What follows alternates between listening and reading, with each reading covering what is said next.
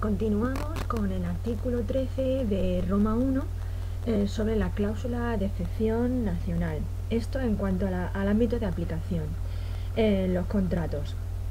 El artículo 13 de Roma 1 dice que los contratos celebrados entre personas que se encuentran en un mismo país, las personas físicas que gocen de capacidad de conformidad con la ley de ese país solo podrán invocar su incapacidad resultante de la ley de otro país si, en el momento de la celebración del contrato, la otra parte hubiera conocido tal incapacidad o la hubiera ignorado en virtud de negligencia por su parte. Si pasamos al segundo bloque, que sería el contenido, tenemos una regla general y una regla especial. La regla general contiene dos artículos importantes, que son el artículo 3 de Roma 1 y el artículo 4 del mismo Roma 1. El artículo 3 se basa en la elección de ley que tiene que ser expresa o tácita por las partes, o bien tiene que ser una ley de un Estado. Y el artículo 4 de Roma 1 siempre se aplica cuando hay falta de elección de ley. Vamos a leer el artículo 3 de Roma 1. El artículo 3 dice lo siguiente. Libertad de elección. El contrato se regirá por la ley elegida por las partes.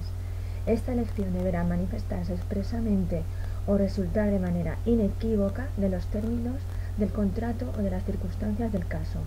Por esta elección, las partes podrán designar la ley aplicable a la totalidad o solamente a una parte del contrato. El punto 2, o apartado 2.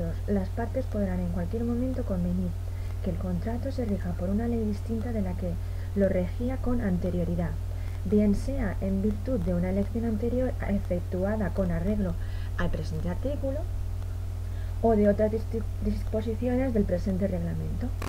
Toda modificación relativa a la determinación de la ley aplicable, posterior a la celebración del contrato, no obstará a la validez formal del contrato, a efectos del artículo 11 y no afectará a los derechos de terceros.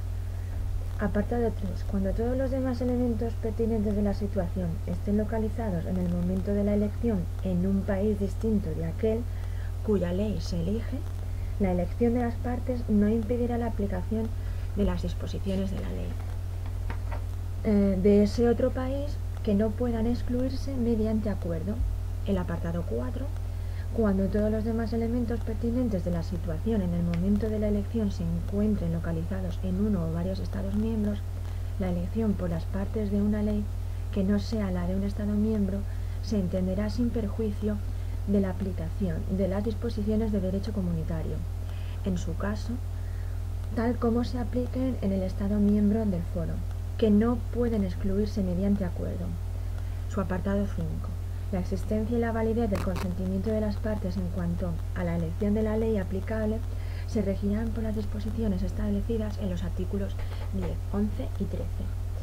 En cuanto al artículo 4, que es el que se coge a falta de elección de ley por las partes, comenta, apartado 1, a falta de elección realizada de conformidad con lo dispuesto en el artículo 3 y sin perjuicio de lo dispuesto en los artículos 5 a 8, la ley aplicable al contrato se determinará de este modo. A. El contrato de compra-venta de mercadería se regirá por la ley del país donde el vendedor tenga su residencia habitual. B. El contrato de prestación de servicios se regirá por la ley del país donde el prestador del servicio tenga su residencia habitual. C. El contrato que tenga por objeto un derecho real inmobiliario o el arrendamiento de un bien inmueble se regirá por la ley del país donde esté situado el bien inmueble.